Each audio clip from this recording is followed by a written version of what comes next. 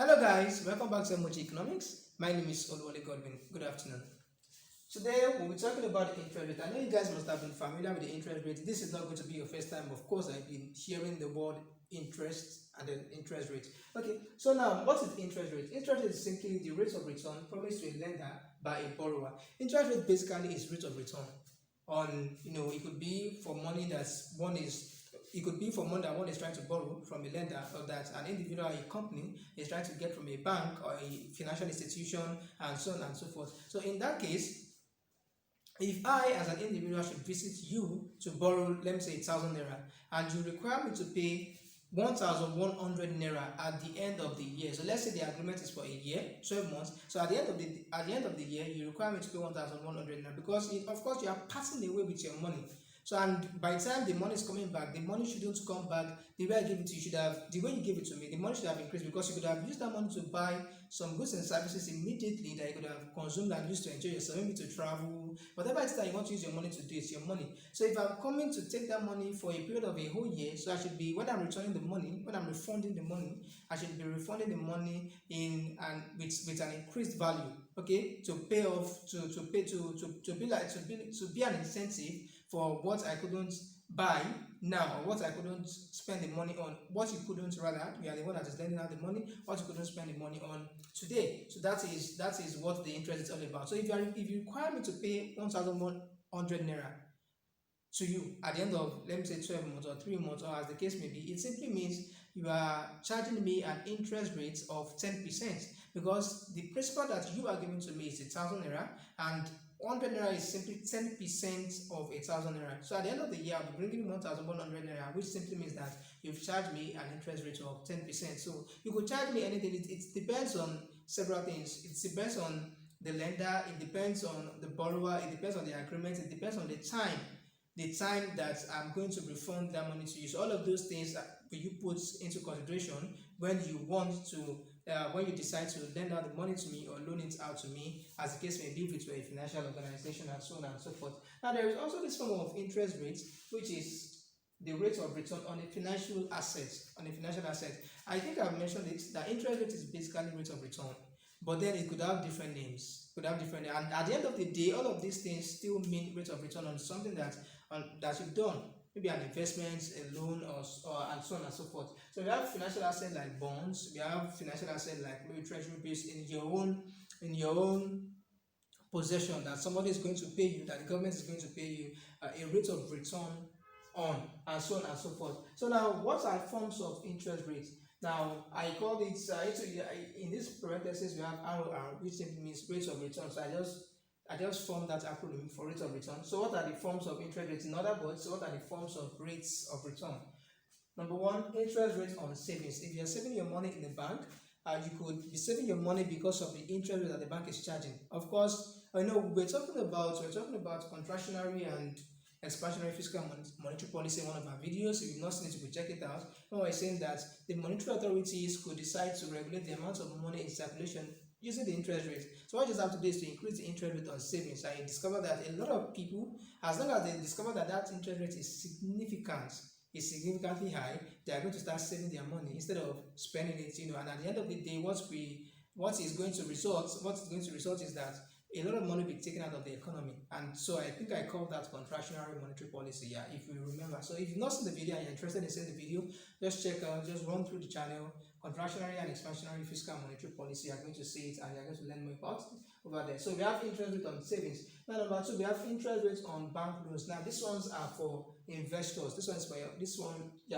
for investors. This interest rate, an investor comes to a bank or to a financial organization and says, okay, I want to borrow this amount of money, and then the bank places a rate of return on it. So if you are parting away with this money, we are giving it to you, but then when you are returning this money, maybe at the end of the year, it could be 10 million naira, and when you are returning this money, you have to refund us with 10.5 million naira, because we could have put our money to an alternative use. But for the fact that we are giving that money out to you, it has to increase the value by the time it is coming back, to offset the sacrifice, or to pay us for the sacrifice that we are making right now for your own venture.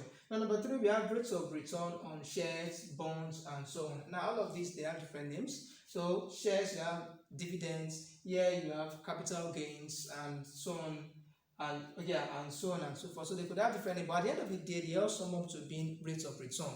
Okay, so number 4, we also have the discount rate. Now, in the video that I was talking about the other time, the video on fiscal and monetary policy, we also talked about the discount rate, which is the rate that the central bank places on the loan that it wants to give to commercial banks. So I was trying to tell you that the central bank or the Federal Reserve Bank is the biggest bank in a given country, and it regulates the affairs of the commercial banks, and it's also it's a lenders it's a banker's bank and a government bank. It lends money to commercial banks, it lends money to the government. Okay, so the discount rate, if it wants to lend money to commercial organizations, the name of the rate of return of that is going to charge on what's on the loan that commercial banks are coming to obtain from it is called the discount rate. So you see that it's also an interest rate, but then this is another name. Now, at the end of the day, in economics, because all of these interest rates, many of them, not most of them, many of them move upwards and downwards, at the same time. Let's say in a given period of time, you have many of these interest rates, increasing in value.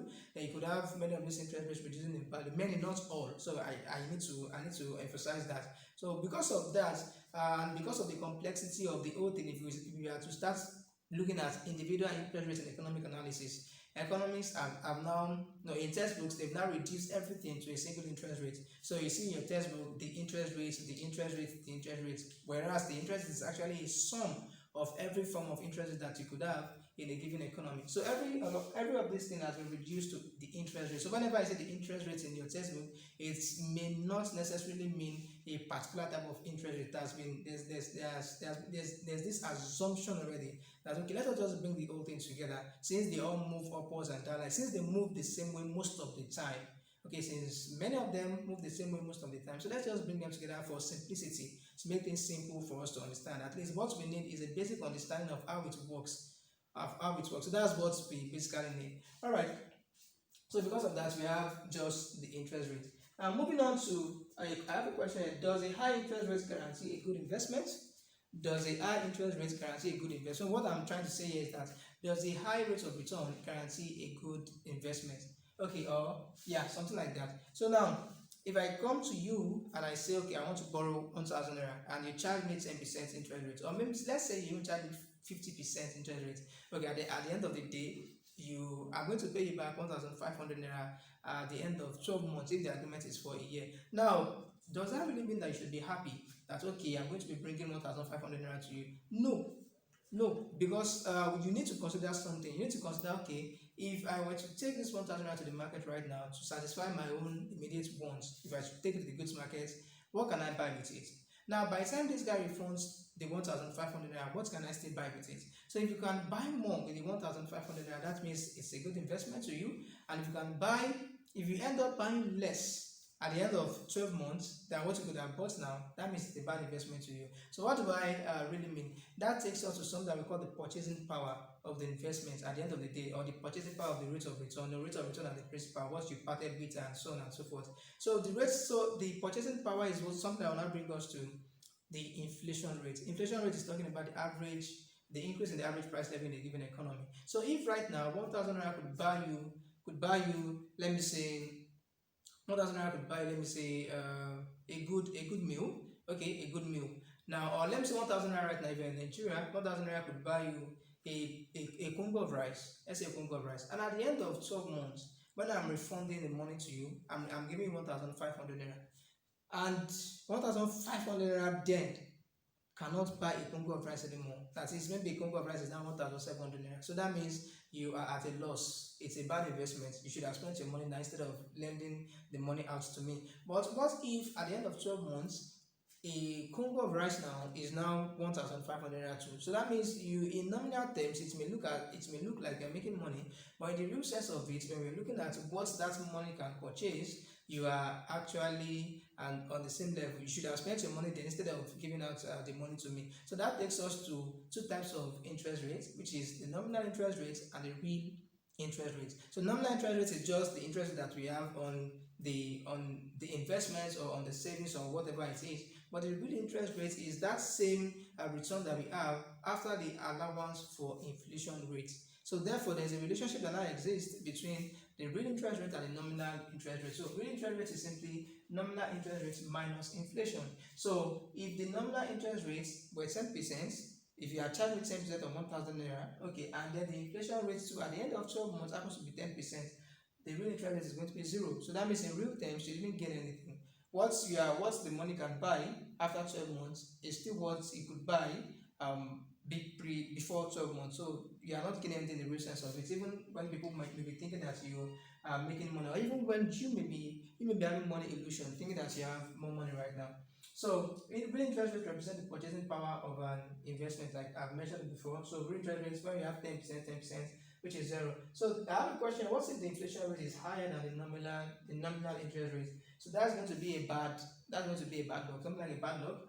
If the inflation rate happens to be, let me say 13%, and then the nominal interest rates were 10%. So 10% minus 13% give us minus 3%. So that means you are losing a minus 3% worth of purchasing power of what you would have bought before you gave out that investment to me, before you give out that loan to me. So that balance. So one has to be. So that is why, when it comes to rate of return, people are more interested, or people should be more interested in the purchasing power of their money at the end, at when the money matures, or at the end of the maturity date, okay, or at the maturity date. So people have to be concerned about the real value of their money, the purchasing power of their money. So investors, bankers, all of that, they are more bothered with the real interest rate, the real rate of return, not just the nominal interest rate. But then there is a problem. There's a problem because as we are talking right now, so if you were to really loan me out a 1,000 naira,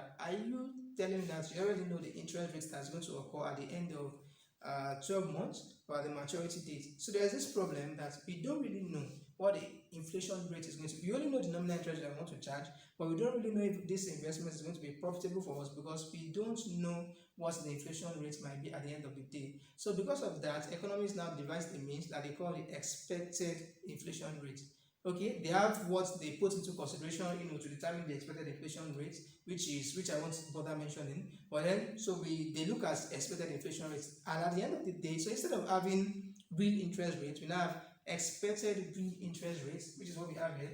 Expected real interest rate equals to the nominal interest rate that is known minus the expected inflation rate. So because the inflation rate is expected, like we don't know, so you just have to do some analysis and so on and so forth. So because we just have to do one or two analyses to predict what it is going to be, so we have the expected real interest rate equals to nominal interest rate minus expected inflation rate. So if you have any question, leave them in the comment section. I hope you enjoyed this video. Like the video, leave your comments behind, share with your friends, and please subscribe and turn on notifications for more videos. So immediately we drop a new video, you are going to get notified. So that's the purpose of asking you to subscribe and turn on notifications. Thank you very much. See you in the next class.